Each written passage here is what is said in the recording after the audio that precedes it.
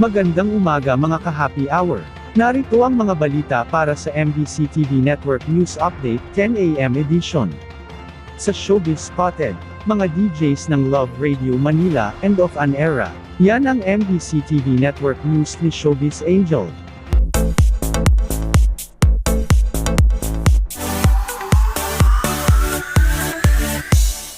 Napuno ng pagtataka at tanong ang mga kabisyo o listeners ng Love Radio Manila. Ito'y matapos sunod-sunod na naglabas ng video na pinamagatang Hanggang Dito Muna. Ang mga DJ na sina Nicole Yala, Rocky Terra, Tanya Chinita, Diego Bandido, Uncle Dagol, Conyo Bicolano, Mara Tony, Kim Chino at Titan Jello. Kung saan tila emosyonal ang mga ito na nagbalik tanaw sa kanilang mga pinagsamahan sa ere. Natinapos ng isang pasalamat sa lahat ng mga masugid na tagapakinig. Maraming salamat po, Kabisyo.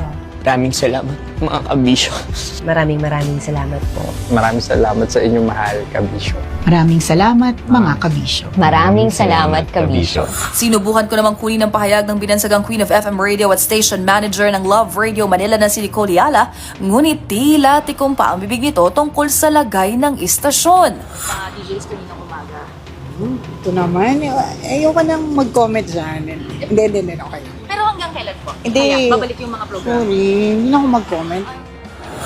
Sa ngayon, wala pa rin inilabas na pahayag ang pamunuan ng Love Radio Manila tungkol sa halos buong araw na hindi pag-ere ng mga DJ ngayong unang Lunes ng Agosto, gayon din sa tila farewell video nila. Magunita na last February, nagdiwang ang Love Radio Manila ng ika-51 anibersaryo.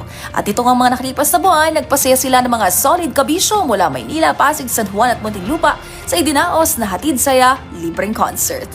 Para sa DZRH TV 20 Showbiz Angel, una sa Pilipinas, una sa Pilipino.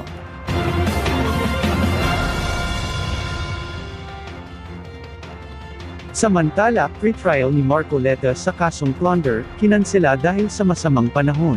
Kinansela muna ang pre-trial ni Senador Rodante Marcoleta sa Sandigan Bayan 3rd Division ngayong Lunes dahil sa masamang lagay ng panahon, kinumpirma ito ni Anti-Draft Court Division Clerk of Court Dennis Palma. Ang naturang division ang humahawak ng kasong plunder ng senador at ng kanyang kapwa-akusado na sina dating Anakalusugan Party List Representative Mike Defensor at negosyanteng sina Joseph Espirito at Aristotle Viray kaugnay ng umano'y hindi idineklarang 75 million pesos na campaign donations ng tatlo kay Marcoleta, bunsod ng kanselasyon ng pre-trial, inilipat ito sa Biyernes, August 14. Ang pre-trial ay ang yugto kung saan ginagawa ang pagmamarka para sa pagtukoy ng mga ebidensya at ang stipulation of facts ng kaso, bago magsimula ang mismong paglilitis. Nauna nang nag-plead ng not guilty sina Marcoleta at tatlo pa sa kanyang kapwa-akusado sa kasong plunder, kasabay ng pagbasa ng kanilang sakdal. Naghain din ng not guilty plea si Marcoleta at Espirito sa hiwalay pa na kasong paglabag sa Presidential Decree No. 46 na nagbabawal at nagpaparusa sa pagbibigay at pagtanggap ng mga regalo sa pagitan ng mga pribadong individual at mga kawani o opisyal ng pamahalaan. At yan ang mga balita para sa MBC TV Network News Update 10 AM edition. Magbabalik ang ating balitaan mamaya para sa 2 PM edition.